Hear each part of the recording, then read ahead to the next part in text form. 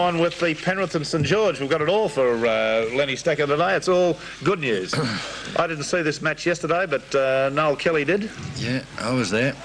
I would have thought there would have been more Penrith fans there yesterday. Yeah, I don't know. I would have thought so too. I thought, 10 or 12,000 we might have got there yesterday. What'd you get, 8,000? Yeah, 8,000. Which is a good crowd anyway. But... Young Foster's first try. It's a colossal. 2 good tries early in the game set the stage for Penrith's really good win, I thought.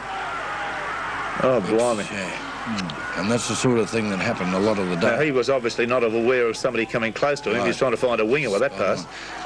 Yeah. Here we go. Watch little Foster here. Look, through he goes. Does everything right. I didn't even see the pass transfer there. He must have flicked that nice. It was in the shadows, Rick. Yeah.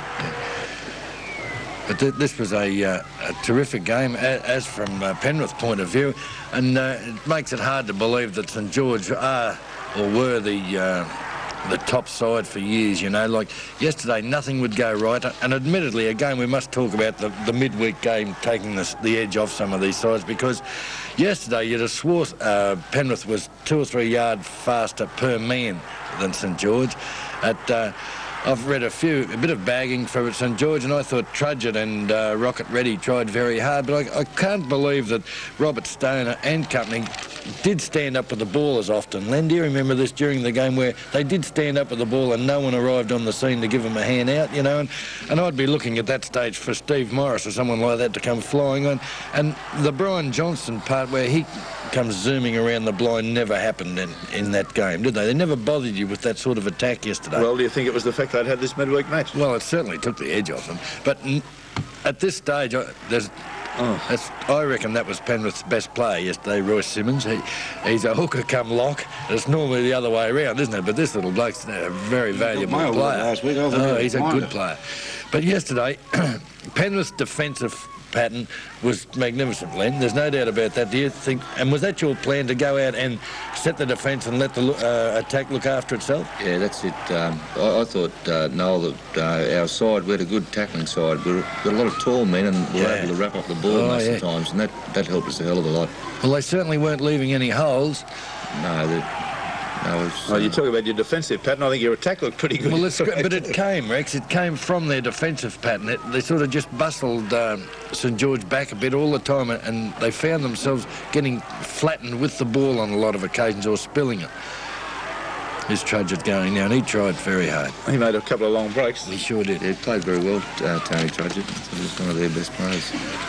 I thought Tim Sheens played well for you, along with Darryl Broman and Jamie Jones and David Hall. You can hardly pick anyone that didn't play well. Yeah, I agree there. Looking through the side's performance, everyone I thought played their maximum. Yeah. What about Marvin Hicks? He's been out with a broken jaw, and he's going to be recuperating on that. Is he going to come back, and will he? He scored so many tries for you last year. Yeah, he looks like he'll be playing a couple of games in a few weeks' time. Good.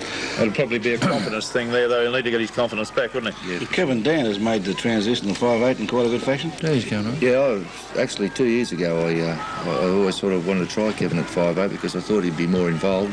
At fullback he lost a bit of confidence, and I thought he had to get into the game to do a lot of tackling and passing and running to get his confidence back, and he's handled it quite well. Talking to the Penrith coach, Lenny Stacker, Penrith can still make the finals, the cut-off, Len, in your opinion? Oh, it's a difficult one, Rex. I honestly, I mean sincerely, I haven't even looked at the semi-finals. I really, every week to week. Such a hard thing, and to look ahead is... I suppose all the boys will be up at the Red Cow this morning having a celebration. We're going to get Cole Pearce involved in this one. Cole, the try yesterday scored by Steve Morris came from a kick by Levy, which ricocheted off Morris's hands. Now, you'll have a look at it in slow-mo. I'd like you to give the viewers your opinion and tell the story on what occurs when a rebound takes place. Now, it was a bad bit of camera work, I hasten to add. This is from a Channel 2 coverage, and I apologise for that. Yes, well, the player there kicked the ball. I think it was Mark Levy from memory. They kicked the ball. If in the act of kicking the ball whilst rising from a player's berth and charging it down, it is not a knock-on. And that's obviously what referee, I think it's Braybrooke, they can time the game. Maybe we can just see it again, if you'd be kind enough, ask my director. Although it came off the hand or arms, it doesn't make a difference, because in the act of a charge down, it is not a knock-on, irrespective of where it came from. Well, unfortunately, the camera shot changes there, but you see it definitely hits his arm. Well, he obviously the referee considered that was a charge down, and that's why he's let it go.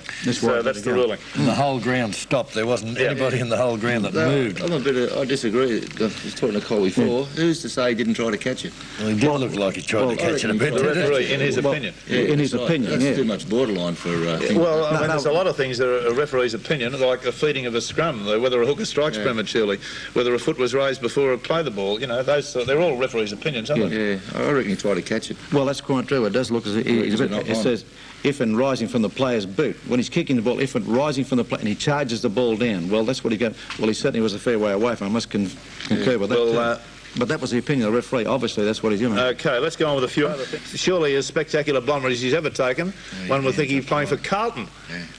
That I've never seen anyone take it actually 2 hands above the head like that. I bet he was waiting there for a second afterwards. It was an interesting little confrontation between two big men when Platts and Stone came together. Remember this one, Len? Yeah.